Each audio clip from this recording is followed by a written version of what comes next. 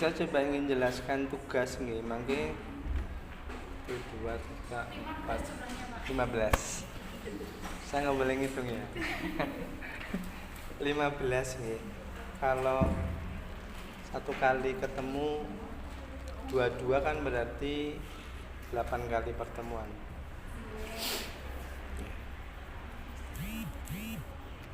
Bapak nggih.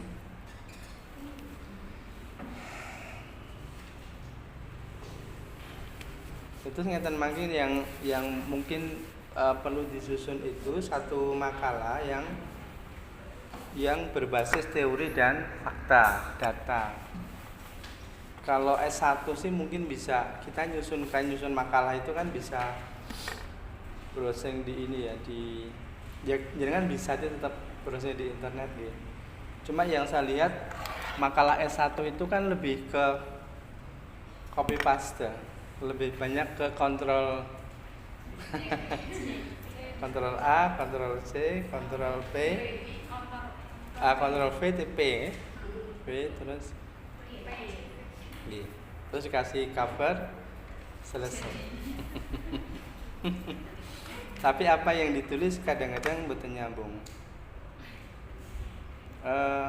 Mangke kalau jenengan bisa nggak sih berbasis masalah real di lapangan ya, baik di sekolahan, di madrasah, di masyarakat. Tapi karena kita basisnya pendidikan ngambilnya di sekolahan.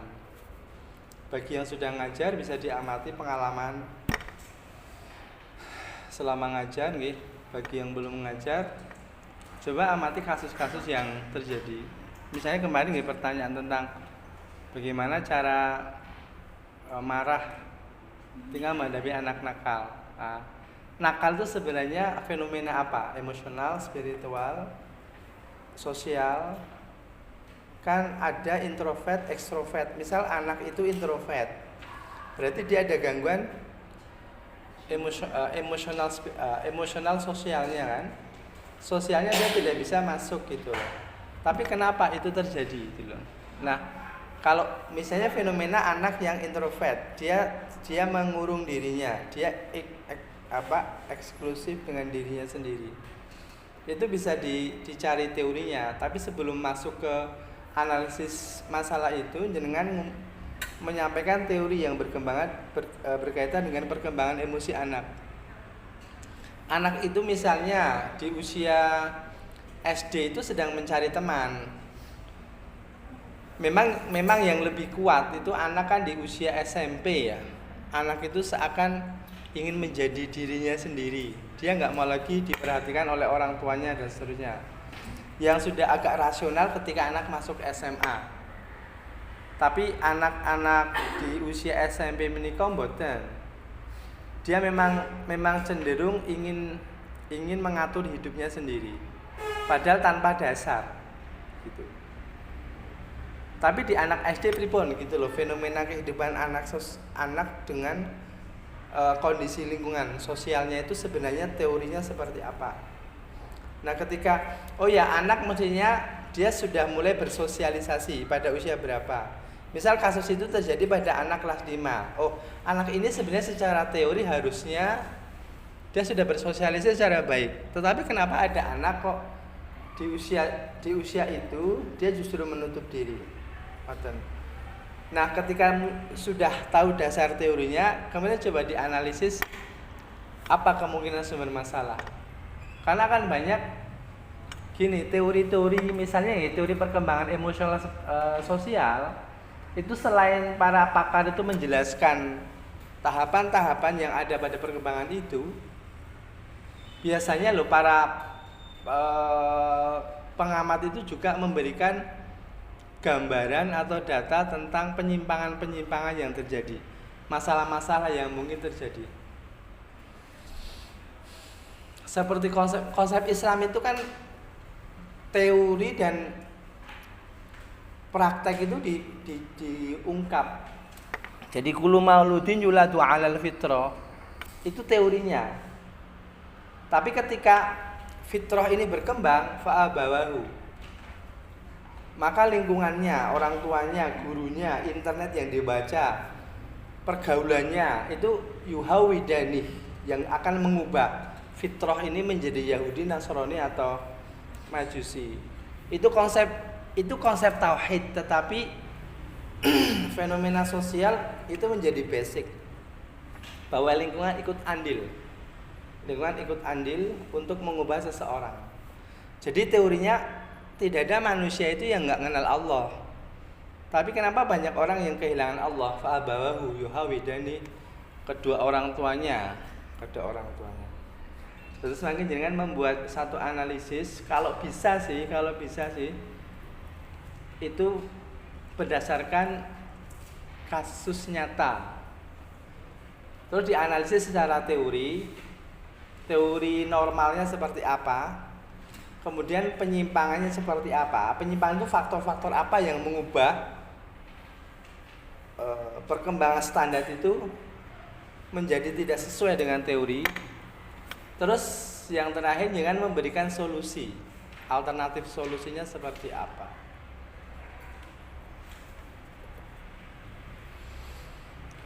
Ngoten niku mengenal nggih. Karena biasanya kalau S2 itu berbasis teori. Harus ada teori yang niki sambil berlatih untuk menyusun sebuah tesis nggih, sebuah tesis.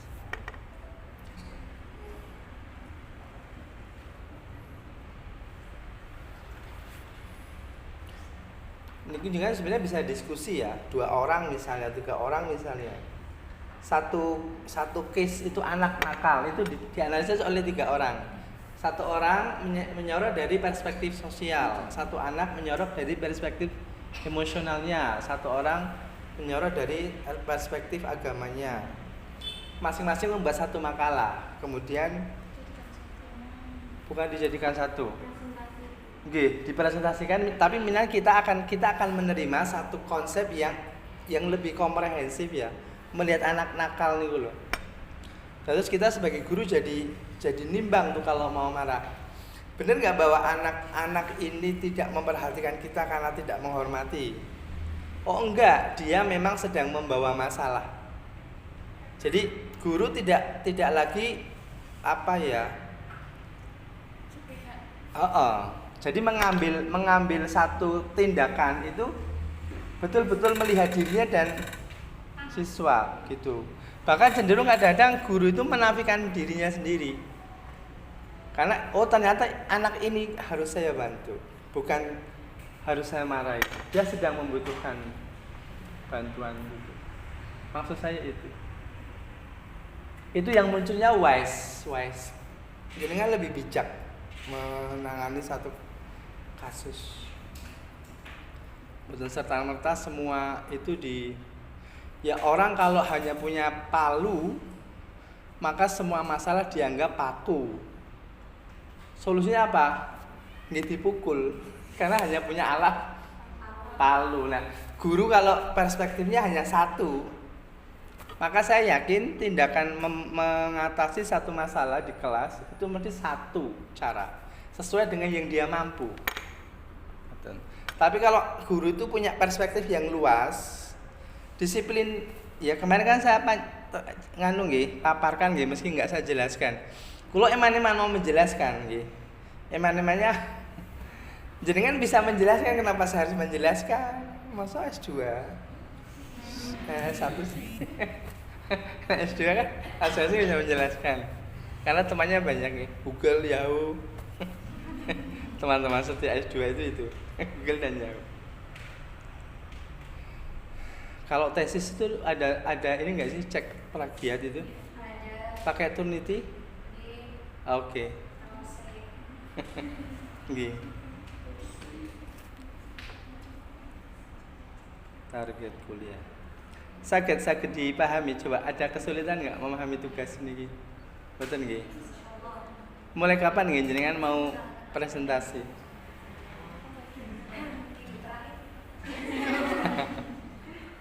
Minggu terakhir. Saklah. B aja tuh ya. Terus kita diskusinya kapan?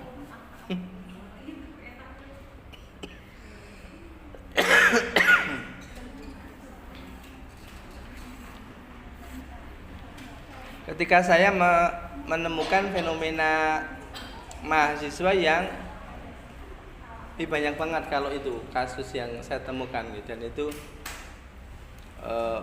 ya yang beberapa kuliah, beberapa pertemuan yang lalu kan saya selalu matur bahwa karena saya concernnya di situ, maka saya melihat bahwa semua sumber masalah mahasiswa itu di tauhid. Kalau tauhidnya benar mesti enggak ada masalah. Kalaupun ada masalah mesti ada solusi.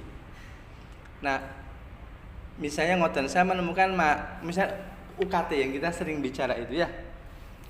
Atau inilah apa ya, menemukan jodoh itu keren banget itu. Pokoknya itu. Yang ini belum? Oh ya Allah. Ya Allah, tahu pencarian. Jangan nggak sadar kalau biar sabar. Biar semua, Pak. Tidak tergesa-gesa. Ya Allah. Itu yang Itu memang. Insyaallah. Apa? Kok jadi komunitas tauhid bener. komunitas?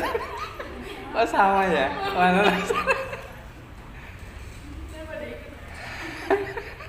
Malah ikut itu ya? Nggak jadi kuliah. Nggih.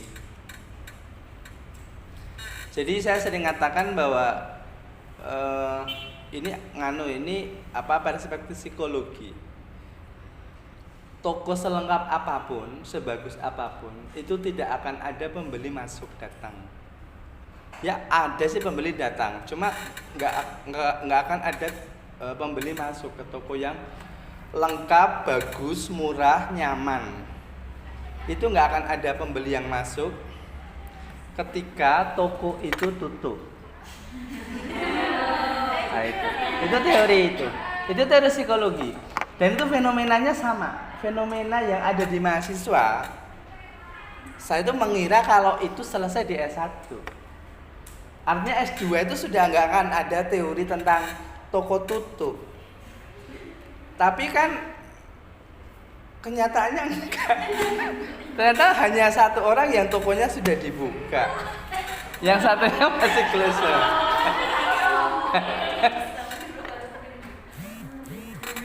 Sama dengan teori toko tertutup.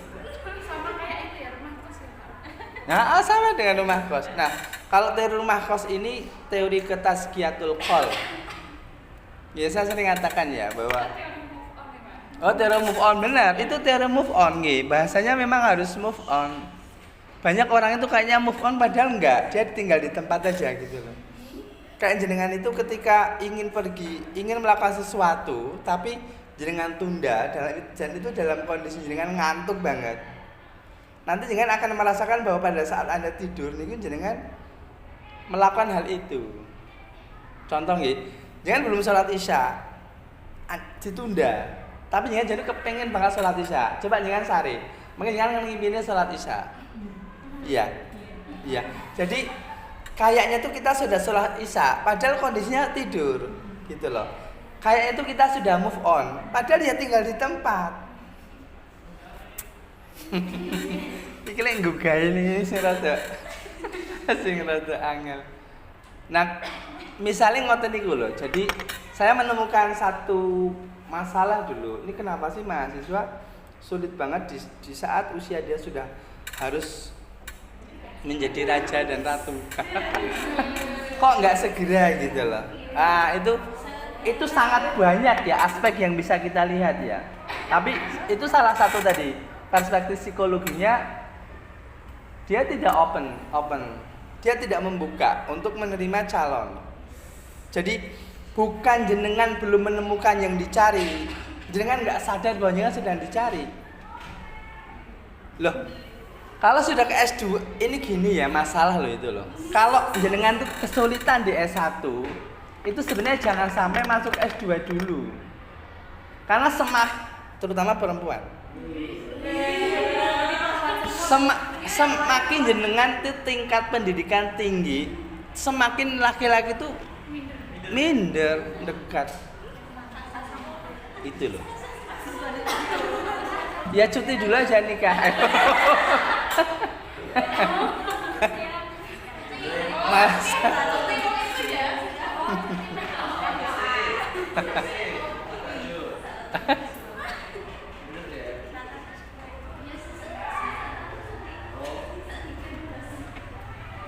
ya itu contohnya nggih, meskipun kemudian saya merancang satu penelitian, tapi karena itu tingkatnya S1 tahun kemarin nggih, saya membahas satu penelitian terapi hati itu. Jadi apa sebenarnya faktor-faktor yang harus dibenahi ketika orang itu tidak bisa move on. Tapi pendekatannya tetap aspek mental, jadi emosional, sosial itu aspek mental, kemudian aspek spiritual. Meyakini bahwa setiap yang dicipta Allah itu berpasangan. Anak saya yang kelas 3 itu siswanya Pak Mubin, itu sudah hafal bahwa setiap makhluk itu berpasangan. Itu anak saya yang masih kelas 3. Lah ini yang sudah ngambil S2 kok enggak? Ya hafal sih bahwa setiap anak itu berpasangan. Oh, gurunya belum? Apa? Ya, belum ya. Teori itu sudah diajarkan sejak kelas 3 SD itu loh. Tapi kok sudah ya. Itu ya ada miss ketika Quran itu bukan kitab yang hanya dibaca. Iqra, betul Iqra memang. Tetapi kan orang harus pada akhirnya menjadi sesuatu yang dibaca. Kita itu diajari untuk membaca. Tapi bisa nggak Anda kemudian menjadi ayat yang dibaca orang lain karena mengamalkan ayat yang dibaca itu. Rasul itu belajar Quran pertama ya suruh membaca. Tapi sekarang kita merujuk satu konsep manusia berakhlak mulia, itu ya membacanya Rasul. Jadi Rasul itu sudah menjadi ayat yang berjalan, menjadi ayat yang menjadi contoh yang ya kalau bahasa kita uswah itu. Ada Quran yang bisa berbicara gitu. Lah kita pendidikan kita itu pendidikan yang hanya berhenti di membaca. Hanya membaca ayat, belum menjadi ayat. Nah, guru itu dituntut untuk menjadi ayat sebelum mengajarkan membaca ayat. Itu guru. Kalau mubaligh, betul. Mubaligh itu hanya cukup membaca terus disampaikan. Namanya mubaligh. Tapi kalau guru kan digugu dan ditiru. Nah iso. Jadi guru nek iso, ngoten berarti jenenge. Nek ora iso ya ngene iki. Nah, itu kalau kita menyalahkan sistem pendidikannya. Maka di S1, teman-teman yang sudah pernah kuliah dengan saya di akhlak tasawuf, ketika saya mengatakan bahwa Allah pasti menjamin rezeki jenengan, ya jangan hanya dibaca, tapi dibuktikan. Bahwa jenengan itu pasti dijamin rezekinya, sehingga ada seorang Kiki itu yang pergi ke Kudus itu hanya membawa 1 kali uang jalan. Dan dia mengatakan kepada Allah ketika jam 8 naik ke bis, ya Allah, saya ingin jam 10 malam nanti sudah menginjakkan kaki di Salatiga lagi. Kata-kata itu hanya ditebus dengan sekali jalan dari Salatiga ke Kudus. Dia nggak tahu Kudus itu di mana. Dan ternyata jam 10 malam dia bisa sampai di Salatiga. Lah dari mana uang yang separuh jalan dari Kudus ke Salatiga? Itu keyakinan beliau ke Allah. Beliau jadi sadar bahwa bukan uang yang dibutuhkan ketika kita ingin menyelesaikan sesuatu, ya tapi keyakinan kepada Allah. Tapi kan keyakinan itu muncul setelah dia mencoba melakukan. Nah, pendidikan tauhid seperti ini itu masih sangat jarang dilakukan di SD, Anak saya ketika minta Innova, saya katakan, Bapak nggak punya Innova, Bapak nggak bisa beli Innova. Kalau adik ingin inovanan, Bapak bisa. Bapak jangan diulangi inovanya, Innova saja, jangan inovanan. Itu muridnya Pak Mubin itu. Ya akhirnya ya sudah, kalau adik tetap minta Innova, hanya sekali ucap, jangan minta ke Bapak. Lah ke siapa ya? Ke Allah. Ini gue nggak rotok kaget, karena belum ada gurunya yang ngajarin gitu. Enggak, waktu itu belum jadi muridnya Pak Mubin gitu. Lah terus dia tanya, memang Allah punya ya Pak? Ya, Allah itu punya pabrik besar banget dan isinya Innova semua. Tinggal adik milih itu. Terus gimana cara mintanya? Pokoknya setiap habis sholat minta sama Allah. Dan itu dilakukan. Anak kan nggak perlu banyak membuat makalah, nggak perlu banyak debat kan. Nabi Musa ketika diminta memukulkan tongkatnya ke Laut Merah tuh buatan debat sama Allah. Gusti Allah, ini footnote-nya salah ini, nggak sesuai dengan teori ahli ini, enggak. Kenapa? Nggak ada hubungannya antara Laut Merah dan tongkat. Kita kan mikirnya tongkat, sehingga teman saya tuh yang dicari ketika membaca sejarah Nabi Musa itu yang dicari tongkat Musa. Padahal tongkat Musa itu nggak ada hubungannya. Tongkat apapun kalau yang megang Nabi Musa mesti bisa membelah Laut Merah. Masalahnya bukan tongkatnya, yang megang tongkat. Nah malah teman-teman nyari wah di alam sana jin katanya ada tongkatnya Nabi Musa, tenane gitu loh. Tanda tangannya mana Nabi Musa? Nggak ada. Itu kesalahan ini loh, kesalahan memahami satu ayat itu. Nah, akhirnya dalam 2 bulan tuh Allah kasih tambahan rezeki sehingga bisa beli Innova.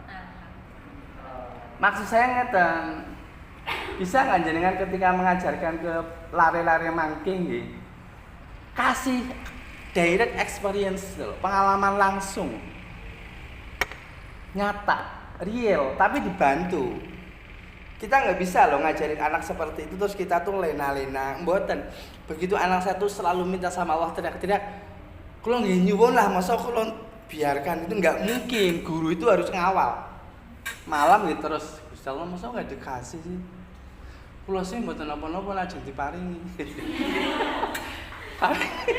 Tapi ini anak saya minta, lah kulo kan dedit pripun coba. Saya hanya menitipkan satu kata, ya Allah ajari anak saya agar yakin kepada panjenengan. Kalau nggak yakin sama bapaknya sudah nggak apa-apa sih. Tapi jangan sampai hanya karena Innova dia jadi nggak percaya sama panjenengan. Tolonglah, saya kan juga nggak apa-apa. Akhirnya dikasih oleh Allah. Dan sampai sekarang dia masih meyakini bahwa Innova itu dikasih oleh Allah. Maka kalau minta sesuatu yang mahal nggak mungkin ke bapaknya, karena bapaknya nggak bisa ngasih yang mahal, minta ya ke Allah. Sampai saat ini nandes itu Allah, itu punya Allah Bapak, bukan punya Bapak. Ya memang itu bahasa pengalaman langsung gitu loh. Nah saya itu di Kologium sangat kalau matur nggih, bisa nggak pengalaman langsung para guru. Kalau kadang-kadang kan ketika ngajar di PPG itu kan guru-guru yang hebat kan, guru-guru hebat dalam arti sudah banyak pengalaman mereka mengajar, tapi kenapa masih harus mengejar sertifikasi sehingga harus ikut PPG macam-macam itu? Kenapa kita kok nggak berpikir oke, saya sudah pengalaman mengajar 5 tahun misalnya, akan ada banyak mutiara ilmu yang akan saya bisa susun menjadi satu buku, akan banyak teori yang akan saya susun menjadi satu pelatihan, dan itu ketika saya sebarkan itu bisa menjadi keran rezeki dari Allah. Itu kalau sudah seperti itu jangan nggak butuh lagi PPG, jangan yang dibutuhkan guru nasional itu. Karya-karya guru seperti itu nggak muncul. Kita tuh kan selalu Anda harus S1 dulu untuk dapat sertifikasi, terus kita tuh ngejar S1 tuh untuk sertifikasi, lalu kita ngejar S2 untuk apa lagi coba? Kalau kita nggak ada karya yang real, dari apa yang kita kejar ini, kita S2, S3 nanti, nggak ada karya real, kita hanya menggantungkan juga formalitasnya dari pemerintah. Oke, nanti kalau lulus S2 akan ada peningkatan gaji sekian. Tenggo ngopo ngoten. Jadi nggak sugih. Gemes kula. Guru niku sing penting sugih. Meskipun guru nggak apa-apa. Pak Sultan ini materi banget toh. Maksud saya karena ketika seorang guru itu sudah pegang ekonomi, dia ngomong ke anak-anak itu mesti beda. Pak, saya tuh nggak mampu sampai S2. Wih, bu guru ini anaknya orang nggak mampu, maka kamu jangan takut. Yuk. Kalau orang itu sudah ngalamin benar bahwa dia bisa nebus itu, ngomongnya mesti beda. Anak-anak yang bertemu dengan dia itu jadi berubah, jadi Power Ranger, jadi Naruto. Ngoten maksud saya itu. Ini yang ingin saya coba diskusikan nggih. Nah, itu harus out of box, harus keluar dari pakem. Harus ada hal-hal baru. Ketika makin jenengan menemukan satu kasus, kemudian jenengan mengajukan satu solusi. Ya sudah, solusinya nggih ngawur mboten napa-napa. Karena itu nggak harus nggih. Ya'an itu penting kan, sanad ilmu itu kan penting kan. Tapi kan kita diberikan hak juga untuk berkreasi ilmu kan. Menurut guru saya itu harusnya ini itu. Gini kok mboten napa-napa, tapi bisa nggak menurut jenengan? Saya sering katakan kita itu memang diajari jarine. Tapi kapan sih jenengan mau ngendika jariku itu? Jari ini profesor doktor sih ini. Tapi kan profesor doktor belum tentu benar menurut masalah yang sekarang dihadapi. Oh, nek jariku ngoten. Lah kalau sudah jariku kan harus ditebus. Benar nggak bahwa teori saya ini nanti real? Benar. Ketika saya membuat pendekatan tauhid itu dengan direct experience, itu banyak yang menentang. Ketika anak saya ini teriak-teriak habis maghrib itu dia masuk ke almari itu teriak-teriak, ya Allah minta Innova. Itu dilakukan selama 1 bulan coba. Ya dia istiqomah, harus dapat dong. Kalau nggak dapat gimana? Proposal sudah diajukan. Minggu pertama ini kula agak resah itu loh. Ini salah nggak saya bicara ini gitu. Sehingga saya itu curhat ke istri. Bu, itu kok si Alwan jadi gak begitu. Lah aku kasih ngajari bapak gitu. Jadi bukan gini, yakin Pak, kenapa mboten? Allah tuh kasih itu loh, kasih apa ya? Kalau pelari halang rintang tuh ada yang harus saya loncat itu loh. Dan itu munculnya dari istri. Istri bilang, mulanya bapak nih ngajari ki sing jelas lho. Ora jelas bapak ngajari. Dan itu keluar dari lisan istri saya yang tercinta. Maksud saya itu ada koreksi alam yang ketika jenengan itu ingin mengajukan satu bentuk alternatif, itu justru berasal dari orang-orang yang dekat banget jenengan. Akan dikoreksi itu loh. Tapi istiqomah kita kan ditanya oleh Allah. Sul, kamu yakin gak sih sama saya? Kalau yakin sudah, nggak apa-apa, itu masukan dari istri gitu. Karena kamu dan istri kamu beda. Kalau sama LGBT dong. Karena ada hubungan ini. Kalau sama, ya kamu nggak ada punya poin apapun. Dan itu selalu terjadi koreksi-koreksi seperti itu. Makanya ketika itu yang sifatnya sakral, yang sifatnya lebih suci, saya konsultasikan metode itu ke beberapa kiai. Dan kiai yang saya percaya banget itu sudah baik nih, akhlak ke muamalahnya ke Allahnya baik, terus saya tanya, terus bunti menikah lanjutkan aja. Itu yang dipakai para wali seperti itu. Sunan Kalijogo macam-macam itu pakainya pendekatan hikmah, bukan ilmu lagi, tapi sudah hikmah, buah dari sebuah ilmu kan. Tidak semua orang yang punya ilmu bisa mencapai hikmah, karena hikmah itu buah dari ilmu. Ngoten Bapak Ibu. Mangke tugasipun namung menika, lajeng mangke kita coba biasanya sesuai dengan jadwal, apa? Absen. Nggih sampun mangke dua-dua toh, dua. Tiap pertemuan kita presentasi dua, kita diskusi bareng. Oh, pripun? Ngoten. Oh, nggih. Saya terakhir Bu.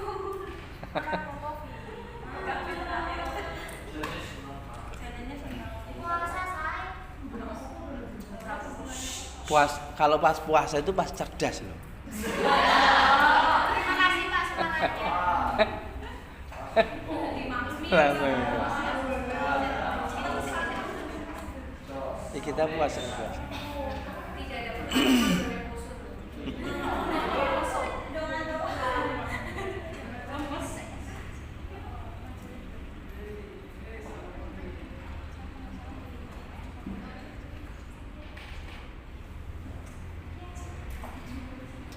Ada respon nggak? Ada?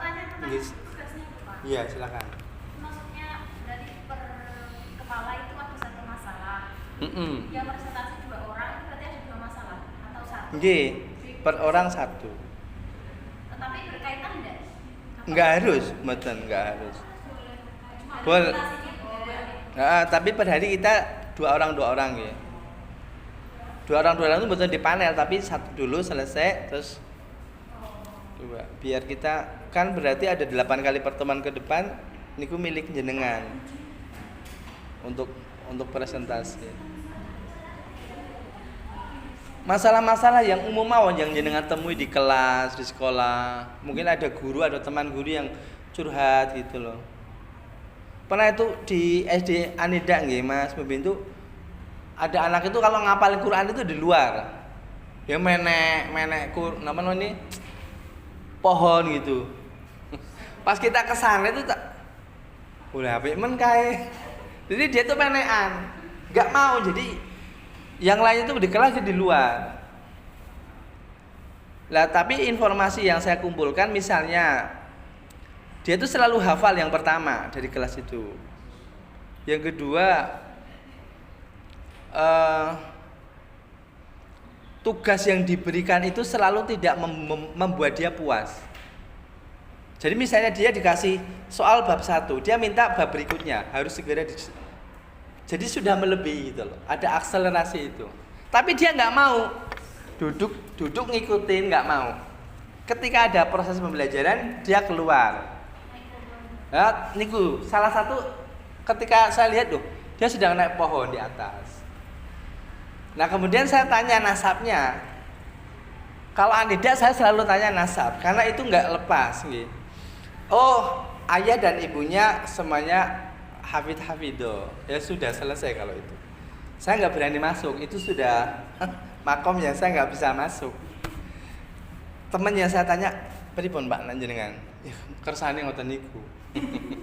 Gus Dur itu juga nggak mau kuliah di Al Azhar karena semua kurikulum yang ditawarkan itu sudah ada di kepala beliau.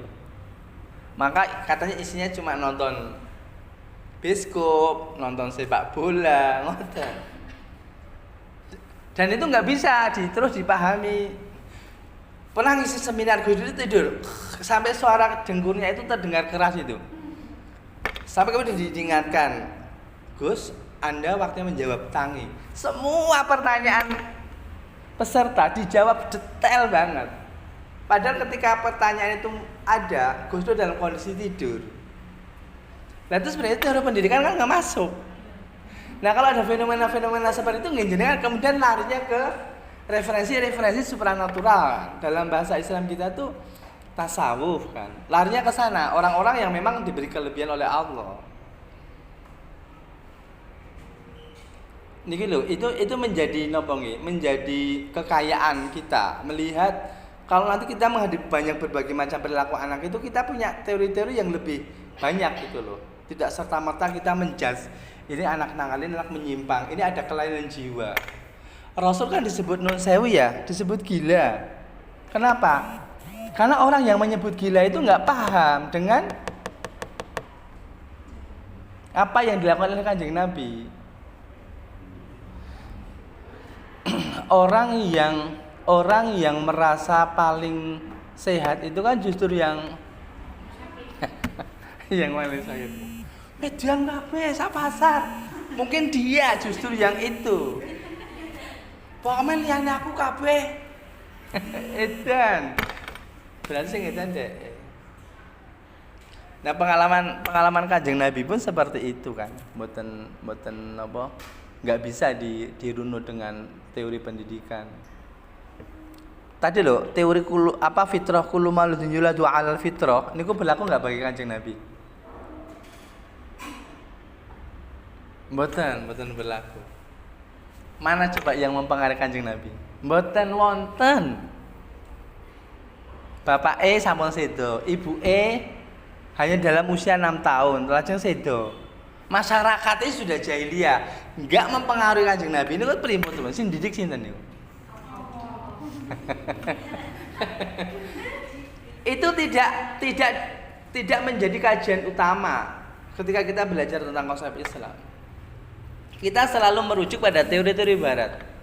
Bapak Ibu atos nggih, lingkungan kita sudah rusak Ibu Bapak. Ini kotak setan. Terus sing nunjukke ustaze nggih duwe. Wong jelas kotak setan kok duwe. Ini kan maksudnya, iya Bu, ini kotak setan, tapi punya potensi malaikat. Hidup kan memilih toh.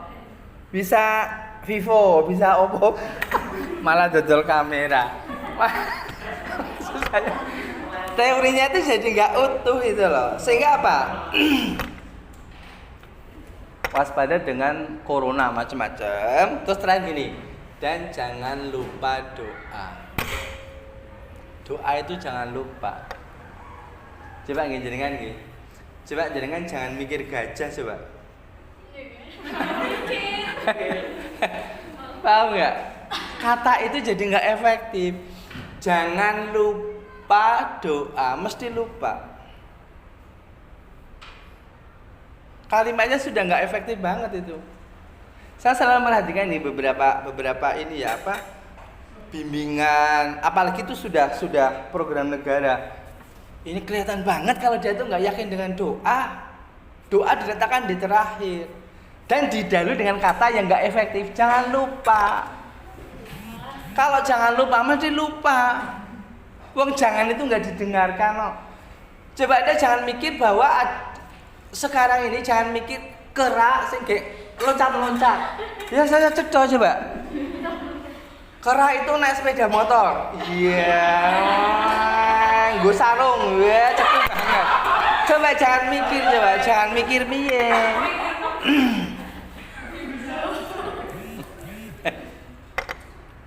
Ini kalau kita belajar tentang NLP ya, Neuro Linguistic Programming itu ya. Bahasa-bahasa pemrograman gitu. Apa yang banyak itu dari saran-saran pemerintah itu enggak efektif. Banyak yang menjebak. Ya karena ya satu desainnya seperti itu, yang kedua memang dia nggak punya basic yakin dengan doa. Kalau siapa itu namanya siapa? Shaker itu? Syekh Mania itu loh. Habib Syekh. Ya, jangan sampai Anda lebih takut dengan corona daripada takut dengan Allah. Ini kok lebih real. Ya bukan kemudian kita menafikan saintifik kedokteran bagaimana menghadapi corona ya. Tapi tetap harus Allah dong muncul dong. Pripun dong. Ada seorang Habib itu diperiksa. Ketika semua di check up, dokter kaget. Habib, Anda manusia? Ya, saya manusia. Kenapa dokter menanyakan itu? Ketika saya cek di jantung Anda, enggak ada jantung di sana. Anda hidup dengan apa? Saya hidup dengan Allah. Jangan dicoba loh ini. Kan operasi jantung terus itu makom gitu. Itu gurunya Habib Hussein Al-Hafidh. Gurunya sudah selevel itu. Hidup tanpa jantung. Ada fenomena seperti itu maksud saya, teman-teman. Jadi awal kalau matur kan psikologi monggo gitu loh. Ilmu sosiologi monggo gitu loh. Tapi jangan lupa kita itu kelebihannya itu di Islam. Nah, Islamnya yang harus digali. Ngoten.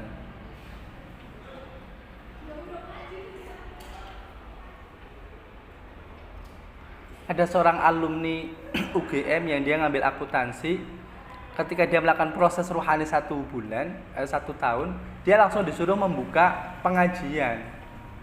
Dan dia kaget.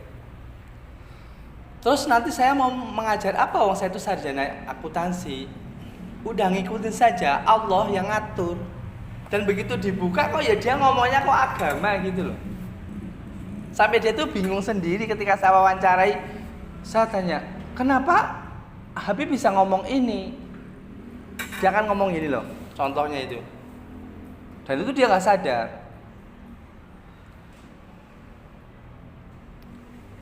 Kendaraan kecil atau besar itu ukuran tangkinya kan sama. Ukuran tangki itu tidak mengikuti ukuran kendaraan. Misal, sepeda motor tangki bensin segitu. Nanti kalau sudah mobil, tangkinya lebih besar. Nanti kalau trailer itu harus ngeret truk Pertamina nih kok. Jadi tangkinya harus lebih besar. Ternyata mboten. Truk trailer nggih tangkinya segitu itu. Kata Habib, yang penting kita tahu di mana dan kapan kita ngisi bensin lagi, dan itu semua disiapkan oleh Allah. Maka itu guru SD, SMP, SMA, dosen, guru besar sekali, niku dompetnya sama. Tidak karena dosen, tidak karena guru besar terus sak mburine gede, enggak ada hubungannya. Dompetnya sama. Tinggal dia tahu kapan ngisi dan berapa yang diminta, gitu loh. Niku kan keren Gusti Allah. Gusti Allah jadi keren ya. Lah saya tanya waktu itu saya kagum loh. Bib, kenapa jenengan bisa ngomong seperti ini? Dari mana referennya? Yang mana Pak Sultoni? Rekamannya tak punya ini loh di kalimat ini. Loh saya kok bisa ngomong itu ya? Kok gitu ya? Dia sendiri tuh bingung kok bisa ngomong begitu. Pripun kalau menghadapi fenomena seperti ini? Itu pendidikan nggak nyentuh. Pokoknya kalau mau menghadapi ujian, baca banyak referensi. Nyusun tesis minimal 15 literatur asing, jurnal, ngoten niku.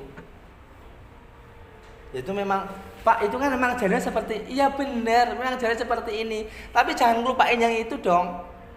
Nanti kelebihan kita atas S2 yang lain apa? S2 PAI dengan S2 PGSD ini apa bedanya? Sama-sama literatur asing, tapi kalau PAI ada literatur langit.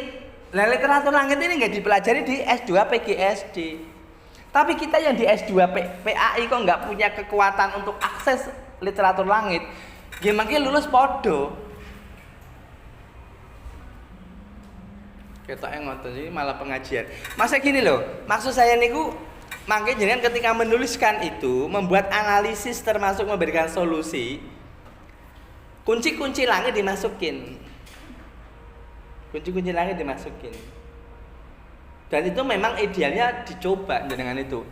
Analisis jenengan, solusi jenengan itu memang tapi kan kita taruhnya S2 ya. S2 kan baru memaparkan satu konsep, belum langsung mengalami.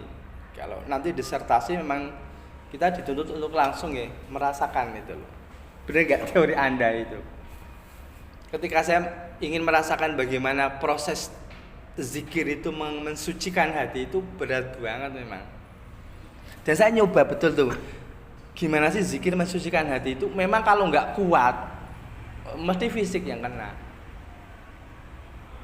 Dan itu pernah saya lakukan gitu. Untungnya masih ada dalam pengawasan guru sehingga nggak sampai hilang kan. Tapi memang nyata rasanya ketika kalimat-kalimat zikir itu gerus dosa itu loh yang nutup hati itu. Rasanya ya tenan niku rasanya mboten karu-karuan. Sulit kan menjelaskan rasa?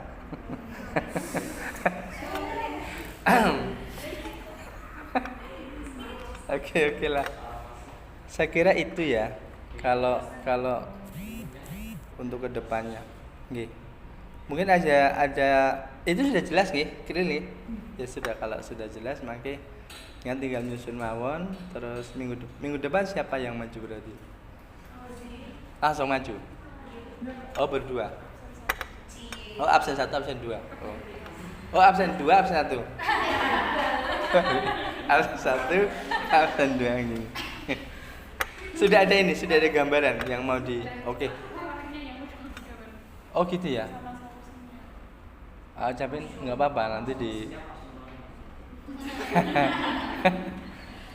nganu nopo dengan tentang nopo nggih?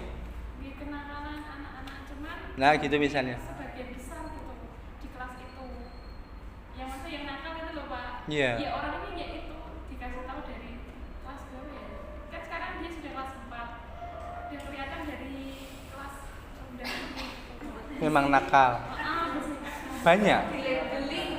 ada sekitar 5 sampai 10. Dan itu tiap hari kayak apa ya, bikin marah gitu, ada aja gitu yang bikin marah. Tiap hari harus diomeli dulu, diomeli diam, besok lagi bikin ulah lagi, itu diomeli dulu, baru diam.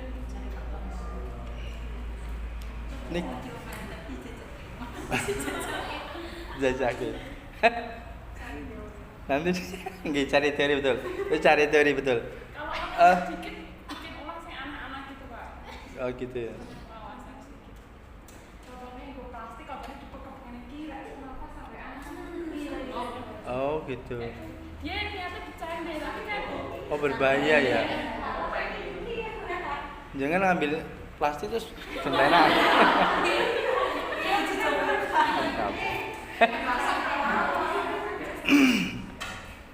Nah, ngoten niku nggih, ini contoh nggih biar nanti jangan lebih mudah menyusun. Niku contoh misalnya itu jangan ambil 1-2 orang nggih, 1-2 orang anak untuk data Mas saya. Jadi tidak hanya sekedar niki, tidak hanya sekedar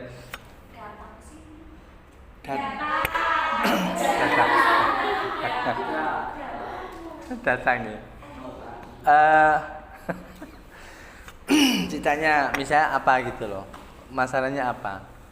Biasanya kalau anak nakal di kelas nih, dalam arti banyak teman, itu akan lebih mudah ketika kita ambil secara pribadi. Ambil, tanya. Tapi tanya bukan dalam penghakiman. Tapi tanya kita hadir ingin membantu. Gitu. Jadi apa sih, ada masalah apa? Coba cerita. Gitu. Nanti itu yang dicatat. Oh, dia ada sejarah seperti ini itu. Itu teori yang dicari berdasarkan itu. Terus ketika jenengan menyusun teori itu ada ininya, ada data yang mendasari teori itu. Misalnya nggih, tidak harus anak nakal nggih. Guru nakal juga. Guru nakal, guru ya napa nggih? Jarang ngajar, jarang masuk, itu diteliti. Karena ini bukan penelitian. Mungkin bisa datanya data sekunder itu juga bisa mengambil data dari temannya. Oh, dia nganu apa ya, yang nekoknya banyak, jadi dia sedang bingung menentukan itu, sehingga ketika mau berangkat sekolah itu dia baru mikir aku harus apa sih Dani, misalnya gitu. Jadi itu saking banyaknya orang yang mau menikahi dia, jadi malas ngajar misalnya gitu. Itu mau menawa.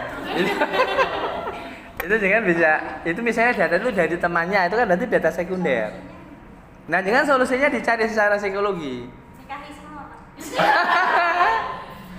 Langsung fokus ke masalahnya ya, bukan? Ini memang anu kok. Di Taskia itu ada sekolah pranikah. Ini gimana ya kalau? Saya perlu kerjasama dengan Pasca ini.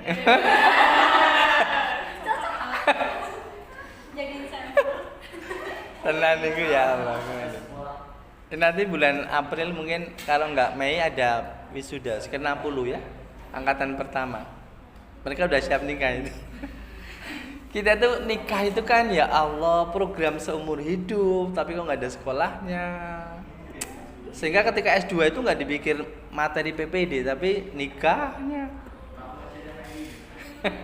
Nek kula nggih biasanya kemudian kita change sih enggak apa-apa. Tapi cuma nanti kalau Bu Mas Rika tanya saya, "Pak, materinya tentang apa?" Nikah. Jadi enggak pasca banget sih. Nggih sama niku berarti itu. Misalnya ngoten nggih, niki hanya referensi mawon nek Mas Rika napa? Jenengan tentang apa misalnya? Karena waktu itu observasi di sekolah Pak. Anak itu pas saya waktu masih di kelas, dia itu kan saya masih menang gitu, masih mengajar. Iya. Di sana tuh malah anak itu saya ajarkan ini mintanya yang gitu. Oh, ada yang seperti itu. Ini Pak saya udah tahu cari yang selanjutnya aja baru selanjutnya semua perkalian 1 digit dia minta yang 2 digit gitu. Itu satu kelas. Itu hanya 2. Oh, ada kasus anak ya.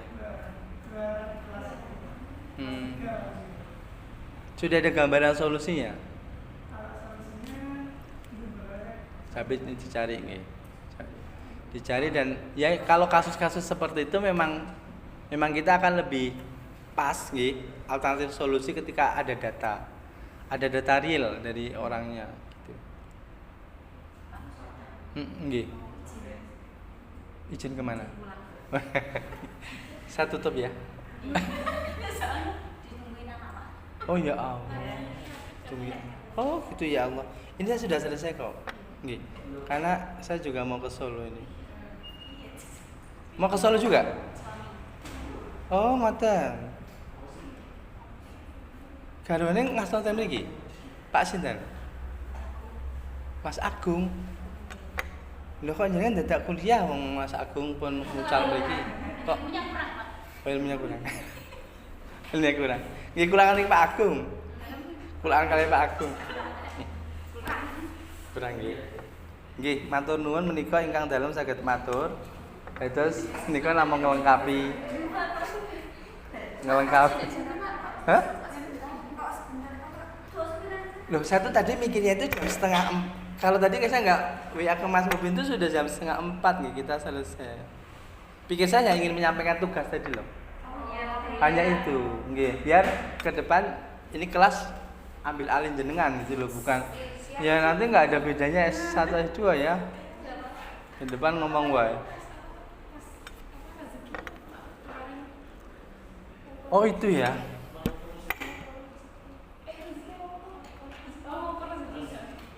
Oh rezeki. Minggu depan ya. Minggu depan itu nanti kita bahas. Tapi kan minggu depan ada makalah. Nanti di sela-sela itu.